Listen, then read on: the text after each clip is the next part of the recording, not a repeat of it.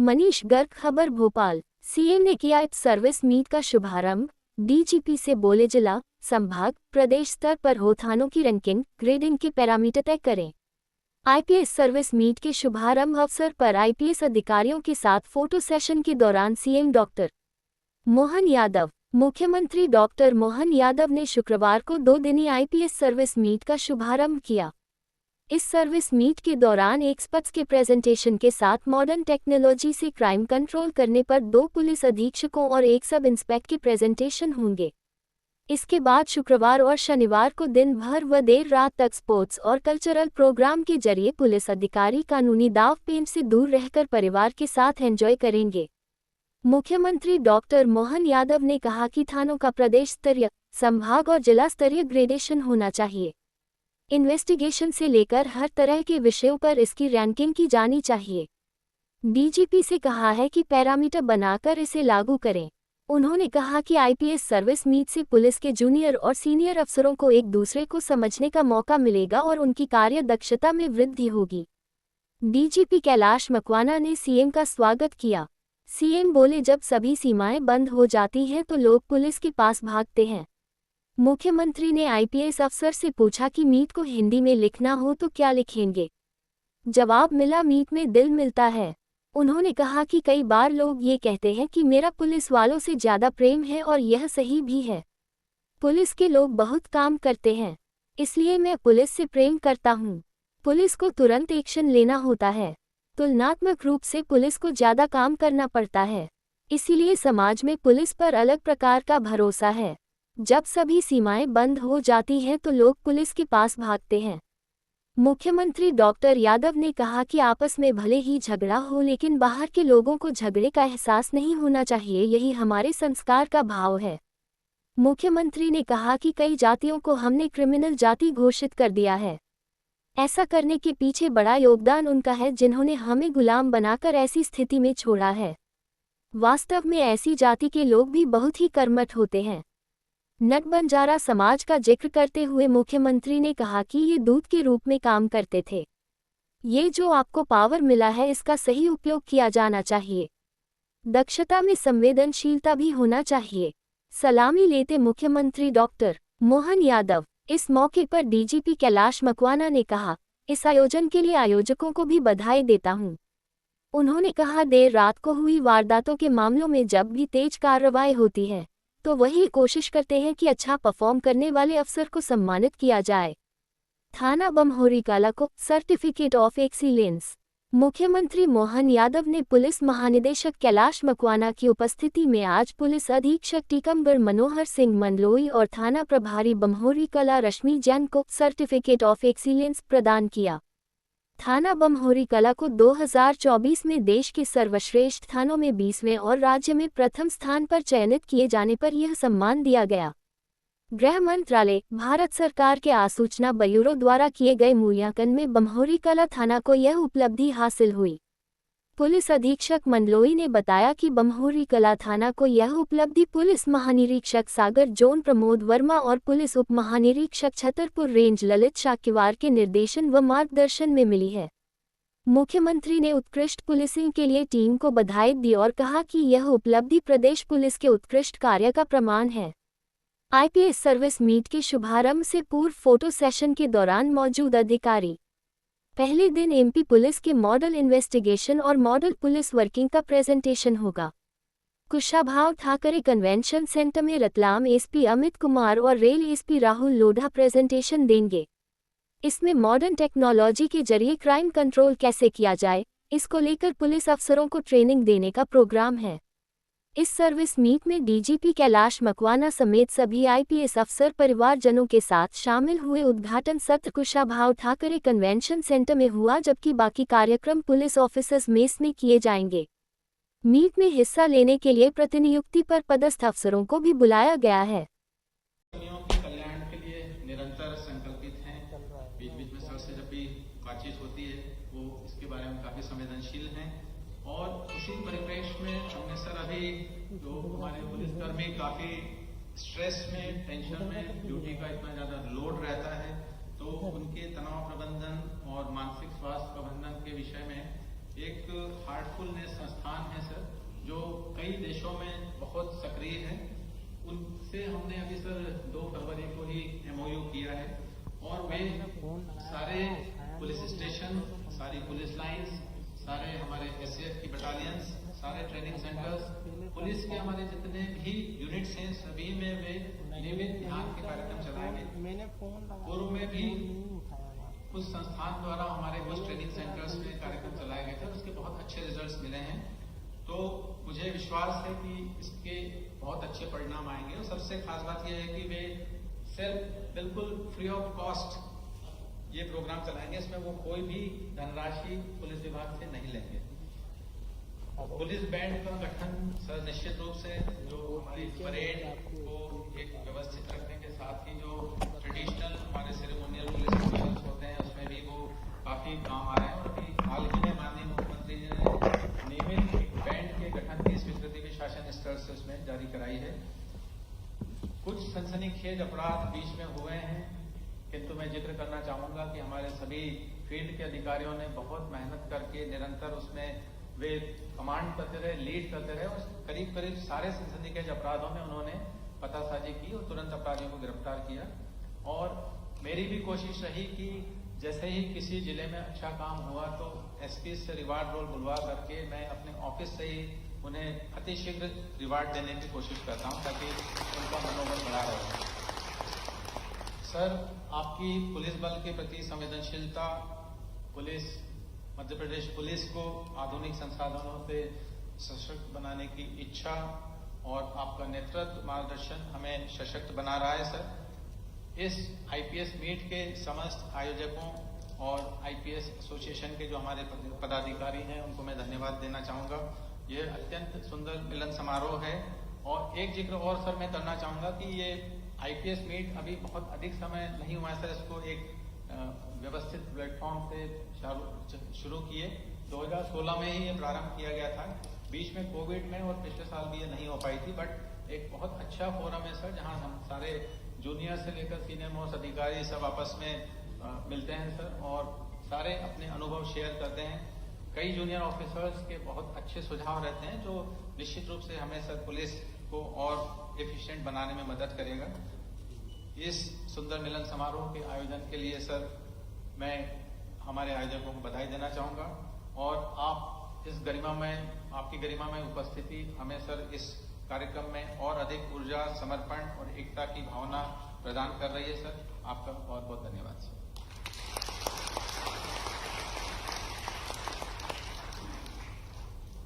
धन्यवाद सर। माननीय पुलिस महानिदेशक महोदय ने विस्तार से पुलिस की उपलब्धियों और इस कार्यक्रम के स्वरूप पर प्रकाश डाला। माननीय मुख्यमंत्री महोदय, आपके नेतृत्व और मार्गदर्शन में हम लगातार एक अपराध पूरा रिंग है और सशक्त समाज की तरफ आगे बढ़ रहे हैं। आपके अभिनव प्रयासों से पुलिस ने लगातार चतुर्विध सफलताएं हासिल की हैं और पुलिसकर्मियों का लगातार मनोबल बढ़ा है। भारतीय पुलिस सेवा के सभी सदस्य आपके लक्ष्यों को पाने के लिए पूरी तरह से प्रतिबद्ध हैं। आपसे अनुरोध है कि कृपया इस अवसर पर भारतीय पुलिस सेवा के वार्षिक समागम के अवसर पर कृपया आशीर्वचन और मार्गदर्शन प्रदान करने का कष्ट करें।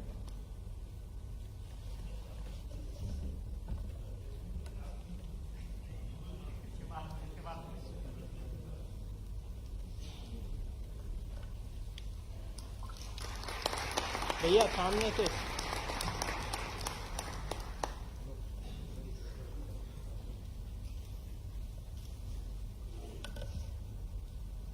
IPS सर्विस मीट के इस कार्यक्रम में मंच पर विराजमान DGP श्रीमान कैलाश मकवाना जी, अध्यक्ष IPS एसोसिएशन रवि गुप्ता जी,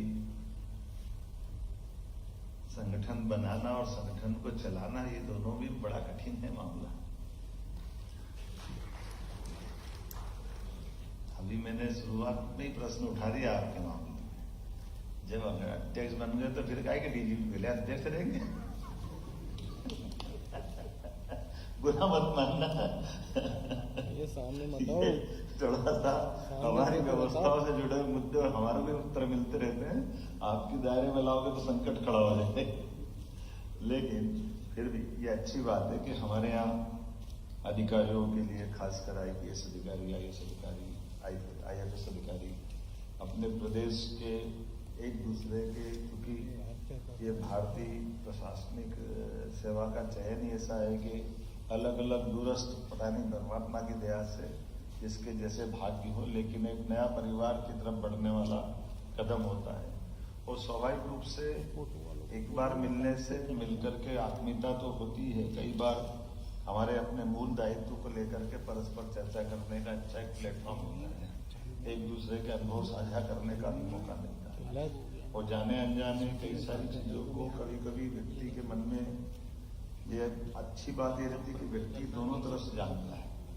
दुनिया उसको क्या मानती है अलग बात है, लेकिन अंदर से उसका मन तो ये मानता ही है कि मैं आखिरकार तो इंसान, तो कुछ गलती मेरे से भी हो सकती है, कुछ अच्छा मेरा हो गया तो कोई प्रशंसा कर दे, बुरा हो गया तो मेरे मन में कोई बात आ रही तो कोई मार्गदर्शन कर दे।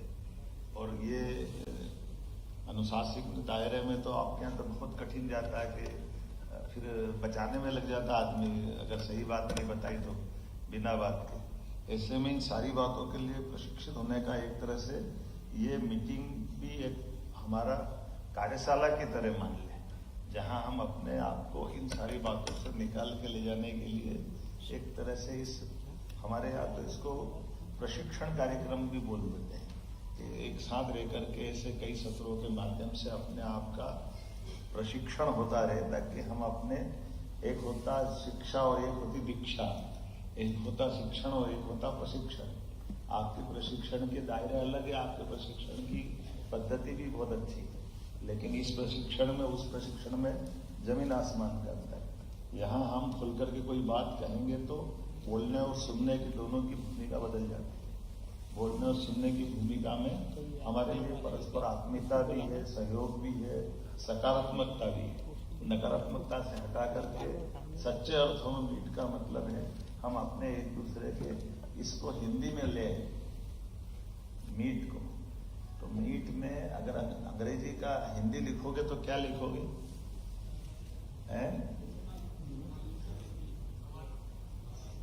समान। और मैं इस शब्द का ही अगर हिंदी में लिखूं तो क्या लिखोगे?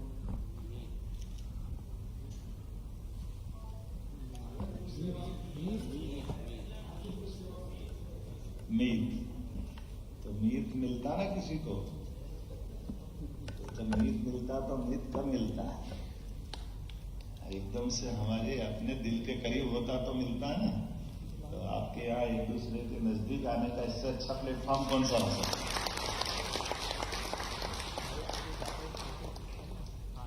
ये अलग बात है कि कई बार दायरे संकीर्ण हो जाते हैं, तो हम कभी कभी प्रेम की परिभाषा केवल प्रेम और प्रेमिका वाले ही ले जाते हैं। असली में प्रेम तो परमात्मा से लेकर प्रकृति तक, चराचर जगत तक, ये अनंत संभावना वाली। और इसीलिए इन सारी बातों को जब हम अंदर से एहसास करते तो इसका एहसास होता कि हाँ हम क्या कर रहे हैं, कैसे कर रहे हैं। और वैसे भी है परमात्मा की दया से आपातकाल के युग में मुझे तो वास्तव में जब मैं बोलता हूं तो मेरे दूसरे वर्ग की, आपकी जो दूसरे समकक्ष या अलग प्रकार की श्रेणी के लोग हैं, कई बार वो कहते हैं कि आपका पुलिस वालों से ज्यादा प्रेम है, मेरा संकट हो जाता है।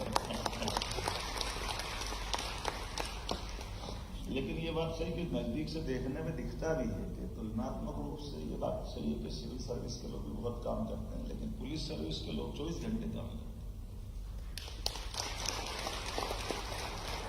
और जितनी जल्दी से इन पे कार्रवाई होती है, जितनी जल्दी से इनसे पूछताछ होती है, जितनी जल्दी से इनके ऊपर सारी बातों का एक तरह से दबाव पड़ता है, तुलनात्मक बाकी जगह इससे बचाव मिल जाता है। अभी ठेक देखते हैं, जांच करते हैं, फलाना करते, ठिकाना करते हैं, जो भी बात है, यहाँ जांच भी होती रहेगी और इमीडिएट उसको स्पॉट से हटाने की, उस पर कार्रवाई करने की तत्परता की जरूरत भी रहती है और होता भी। ये एक बड़ी बात है और इसी कारण से इसका भरोसा समाज में अलग प्रकार का है।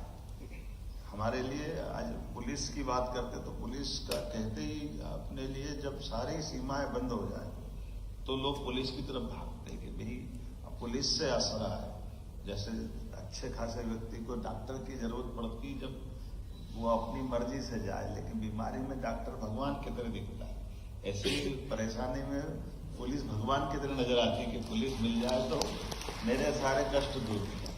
तो बड़ी उम्मीद की आखिरी किरण आती है पुलिस के पास। और ये भी एक गलत बात है कि पुलिस भी परेशान हो जाती है कई बार कि पुलिस के लायक मामला है कि नहीं है। आजकल इतने प्रकार की चीजें चल रही है कि पुलिस के भी संकट बढ़ गए। पुलिस की सीमाओं में पुलिस करती, लेकिन पुलिस सबकी आशा का केंद्र बनती जा रही है। जहां जहां नहीं हो सकता वहां भी पुलिस दिखाई देती है, लेकिन पुलिस की मजबूरी है कि अगर वो वहां नहीं संभाले तो भी मुश्किल, और संभाले तो भी मुश्किल। संभाले तो कई बुरा मान जाते हैं कि ये काहे तुम्हारा क्या काम इसमें, कभी तुम कुछ भी करोगे और किसी का अन्याय हो रहा है, और अगर वो कहीं दुखड़ा सुनने जा रहा है तो बुरा क्यों माना? अपनी जगह सही हो तो कोई बात नहीं, लेकिन ये होता ही है। आज के इस दौर में मैं मान के चलता हूं कि थोड़ा सा कहीं इस अभी का ये काल मान के चलो, भाषाई काल के कारण से भी मैं यशस्वी प्रधानमंत्री को धन्यवाद दूंगा।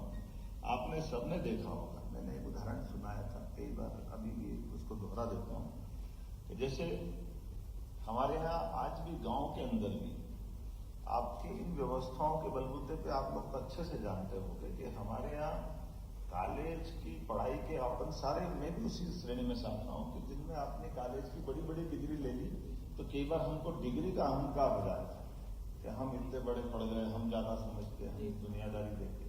और जो सामने आया है वो आने वाले व्यक्ति को इन सारी बातों के लिए उसके पास डिग्री नहीं है, लेकिन जीवन के अच्छे गुण, अच्छी संस्कृति में रहते हुए उसके संस्कार बजाय पढ़ाई के लिए जब वो आकर के अपने से बात करता है तो हमको कई बार वो अपने से कई गुना ज्यादा अच्छी सलाह भी दे जाता है, सुझाव भी दे जाता है। केवल हमारा दृष्टि दोष है, हम उसको पकड़े तो अच्छी बात है, अन्यथा बहुत सामान्य बात। मैंने उदाहरण सुनाया था भिंड का, एक अच्छे स्थान का, एक अच्छे खासे अच्छी पढ़े लिखे व्यक्ति देख रहे थे, वो मोहल्ले के गांव के हिस्से से निकल रहे थे। गांव की जानकारी उनको थी, उनने गांव में जाते जाते देखा था कि ये जैसे पुलिस वालों को मालूम पड़ जाता कि ये झगड़ा बार बार आ रहा है, तो ये झगड़े के लोग हैं, लड़ाई वाले लोग हैं, तो आप लोग अलग से उसके बारे में दिमाग बना लेते हो। तो एक ऐसे झगड़े का तो दो परिवार में लड़ाई झगड़े चलते रहते थे, उनकी काफी दूरी जैसी बात थी। तो वो पुलिस अधिकारी ने समझ लिया कि ये गंदे लोग क्या चक्कर है मालूम। पर जब वो एक बार दिख रहा है कि बैंड बज रहा है, बैंड बजने के बाद बारात लगी हुई है, बारात में बस से बारात जाने की तैयारी हो रही, तो पुलिस अधिकारी पास से गुजर के देखता है कि दोनों रोज झगड़ते थे, झगड़ने के बाद दोनों अटैची ले करके वो जो झगड़ा वाला वो भी और ये भी दो ही बाहर जाके बारात में तैयारी कर रहे हैं। तो मैंने कहा ये क्या नाटक है भाई, तुम ये रोज लड़ते हो, ये समझ में नहीं लड़ी तो फिर इसके बारात में क्यों जा रहे हो? तो न कि लड़ाई झगड़ा क्या चलता रहेगा, हम तो बाहर जा रहे हैं, बाहर में क्या तकलीफ है, उसके यहाँ तो पहली बार मौका मिल रहा है ना, हमारे गाँव की इज्जत बढ़ाना ये तो हमारा काम है ना। अब ये पुलिस वालों को समझ में नहीं आई कि ये बात गांव वालों को मालूम है कि गांव के बाहर इज्जत में हम सब कॉमन है, हम इकट्ठे हैं, ये संस्कार की बात है। ये यहाँ हमारा ये जो भाव छूट गया अपने शिक्षण से, ये जो अंदर की आंतरिक एकात्मता, इसका जो एहसास है, इसको पकड़ेंगे तो समझ में आए, ऊपर ऊपर समझ में नहीं आए। इसलिए कई बार आप सोचते साले कल लड़ रहे थे, हम इकट्ठे कैसे घूम रहे हो? अरे वो घूमेंगे 10 बार, आपको वो समझ में नहीं आई लड़ने का मुद्दा क्या था।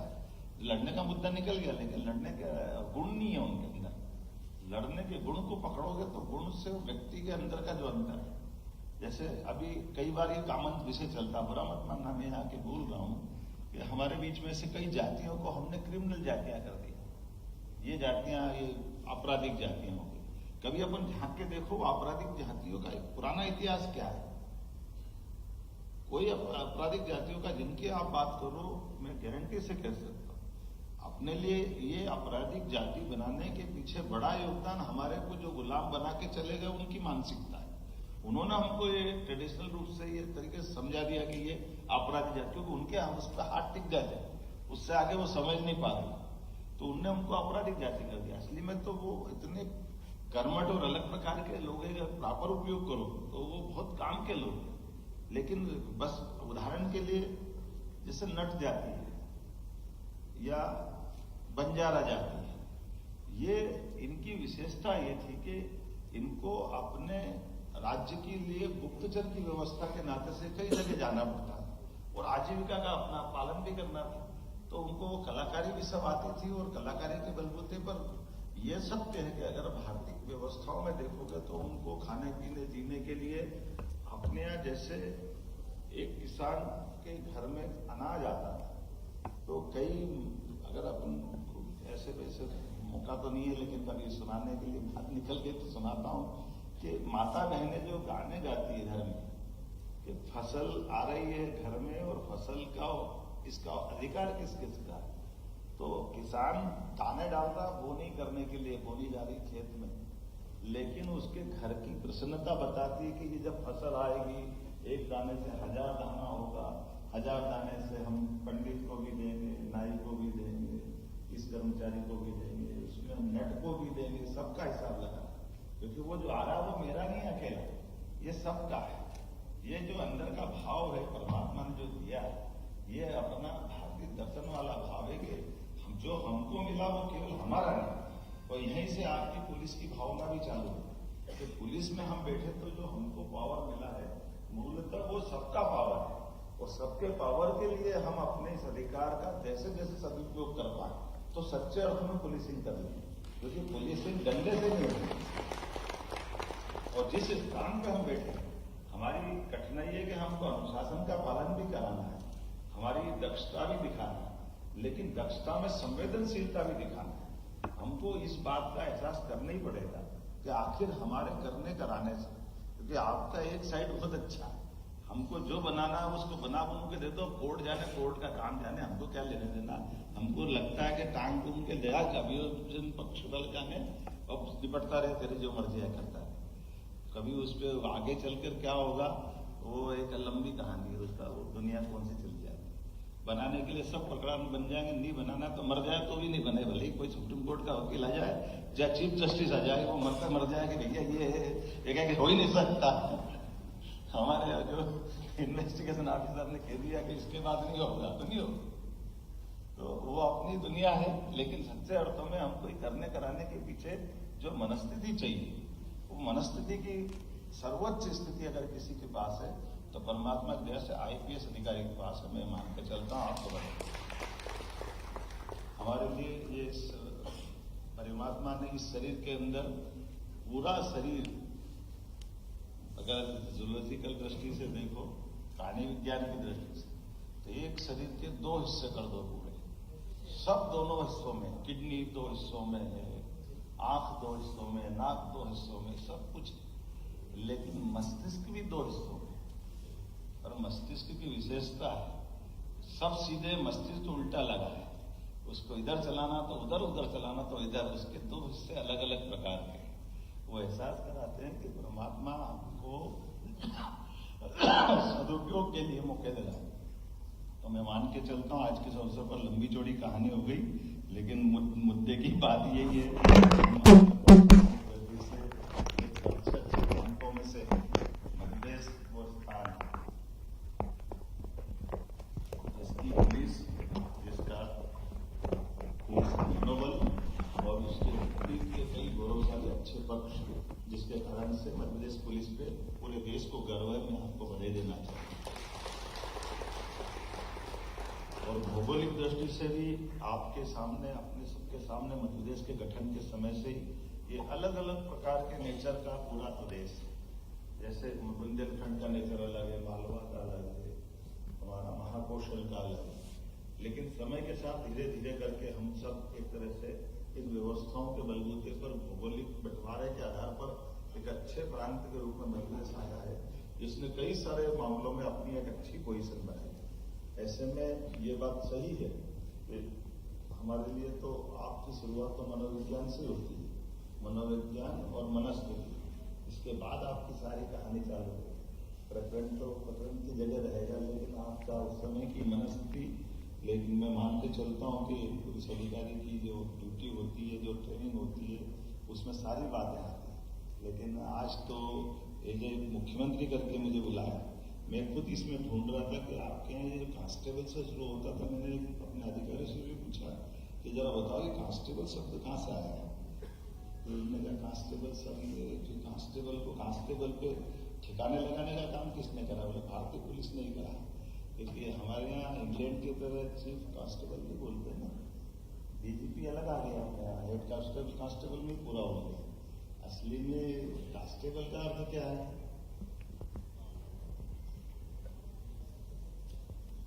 क्या अर्थ कांस्टेबल का?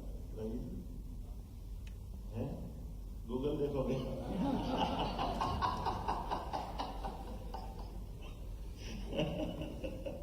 कांस्टेबल भी अधिकारी होता है, आप खोल के देख लेना। तो हमारे यहाँ एक तरह से ये जो भावना है, हमारे यहाँ एक तरह से इस सब बातों का ये जो मूल मंतव्य है वो सबके लिए समान रूप से समाहित है। किसी को थोड़ा अधिकार है, किसी को ज्यादा अधिकार है, लेकिन अधिकार और सिपाही मूल रूप से एक शब्द अपने हिंदी में चलता है, वो जवान। तो वो हमारे यहाँ बड़े से बड़े आदमी को भी जब तक सेवा में रहेगा जवान कहते हैं, और जब वो नीचे से जवान चालू होता है तो ऊपर तक जवान है। तो जीवन भर जवान रखने वाली ये आपकी सर्विस है। तो मैं आप सभी जवानों को अपनी ओर से बधाई देता हूँ। बहुत बहुत धन्यवाद।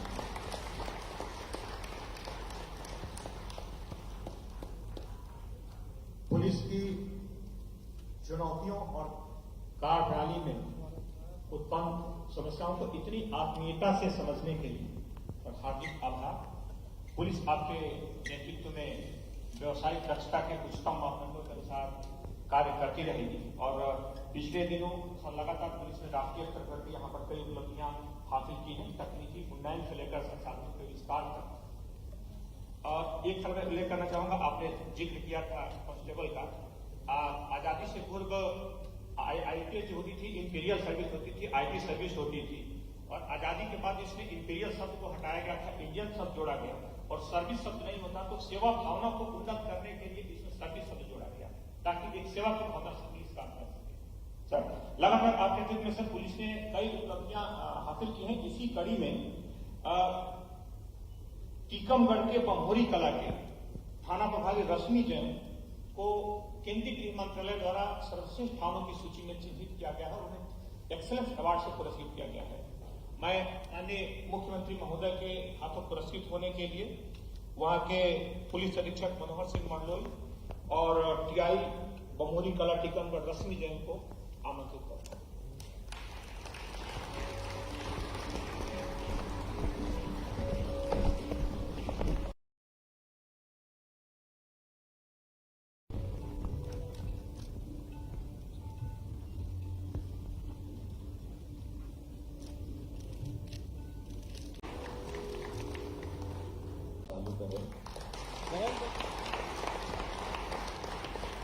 उत्तर प्रदेश संभाग और जिले में क्रमशः ले आए, ताकि कम से कम एक तरह से घोषित रूप से भी मालूम पड़े तो अच्छी बात है। इसमें दक्षता ही बढ़ेगी, प्रदेश की साख भी बढ़ेगी। बहुत बहुत धन्यवाद।